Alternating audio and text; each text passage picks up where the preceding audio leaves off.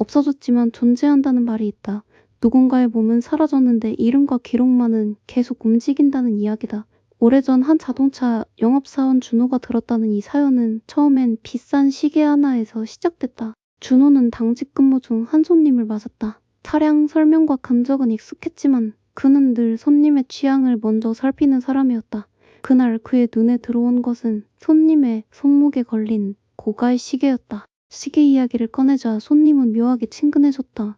새 것으로는 살 수 없지만 중고로 아주 싸게 구했다고 했다. 그리고 한참 전부터 다니는 중고 물품점 안에 따로 명품관이 있다고 알려주었다. 계약까지 끝난 뒤 준호는 그 명품관이 머릿속에서 떠나지 않았다. 영업사원에게 고급 시계나 패는 손님을 상대하는 작은 무기이기도 했다. 그는 구경만 해보자는 마음으로 다음날 그 장소를 찾아갔다. 가게는 도심과 외곽의 경계에 덩그러니 서 있었다. 원룸 건물만 한 2층짜리 중고샵이었고 겉보기에는 이상할 정도로 깔끔했다. 1층에는 냉장고와 세탁기 같은 큰 물건들이 정돈되어 있었다. 2층에는 컴퓨터와 생활 잡화들이 진열돼 있었다. 준호는 마우스 하나를 집어들고 계산대로 내려갔다. 그러나 어디를 둘러봐도 손님이 말한 명품관은 보이지 않았다. 그가 조심스럽게 명품관 위치를 묻자 직원은 당연하다는 듯 회원제를 운영한다고 말했다. 아무나 볼 수 있는 곳이 아니라 예약이나 소개를 통해 들어가는 공간이라는 식이었다. 그 순간 가게의 공기가 조금 달라졌다. 준호는 초처님이 알려준 방식대로 다시 물었다. 그러자 직원은 별다른 표정 없이 지하 쪽 동선을 설명했다. 평범한 중고샵 아래에 처음부터 보이지 않도록 감춰진 공간이 있었다. 며칠 뒤 다른 고객도 비슷한 말을 꺼냈다. 고급 넥타이핀과 펜까지 그 명품관에서 샀다고 했다. 이상하게도 그 고객 역시 가족이 없는 혼자 사는 사람이라는 점이 뒤늦게 준호의 머릿속에 남았다. 그때까지만 해도 준호는 단순한 회원제의 중고거래 정도로 생각했다. 하지만 명품관으로 내려가는 문이 한쪽만 있는 것이 아니라는 말을 듣고 불안이 시작됐다. 어떤 사람은 왼쪽 문을, 어떤 사람은 오른쪽 문을 이야기했다. 이 문을 지우지 못한 준호는 다시 그곳으로 향했다. 닫힌 문을 열고 들어가자 복도는 복도식 건물처럼 길게 이어져 있었다. 양쪽에는 방문들이 줄지어 있었고 안쪽은 빛 한 줄기 들어오지 않는 암실 같았다. 휴대전화 불빛을 켜자 문 손잡이마다 먼지가 내려앉은 것이 보였다. 사람이 오가는 곳이라면 손잡이만큼은 깨끗해야 했다. 그런데 이상하게도 복도 끝에 한 문만은 손잡이가 매끈했다. 준호는 그 문을 열었다. 방 안에는 사람이 사는 흔적이 없었다. 가구도 생활 물건도 없었다. 다만 구석에 오래된 금속 캐비넷 하나가 서 있었다. 캐비넷에는 다이얼식 잠금 장치가 달려 있었다. 그는 장난처럼 손잡이를 돌려봤고 뜻밖에도 문은 그대로 열렸다. 그 안을 비춘 순간 준호는 뒤로 주저앉았다. 선반마다 빽빽하게 들어찬 것은 사람 손가락처럼 보이는 물체들이었다. 손톱은 없었고 피도 없었다. 가까이서 보니 그것은 실리콘으로 만든 손가락이었다. 하지만 끝부분마다 선명한 지문이 있었다. 그는 몇 개를 확인하다가 급히 다시 넣었다. 유명한 물건이라는 말로는 설명이 부족했다. 누군가의 지문을 대신하기 위해 만들어 둔 것처럼 보였기 때문이다. 준호는 캐비넷을 닫고 손잡이까지 소매로 닦았다. 괜히 지문을 남기고 싶지 않았다.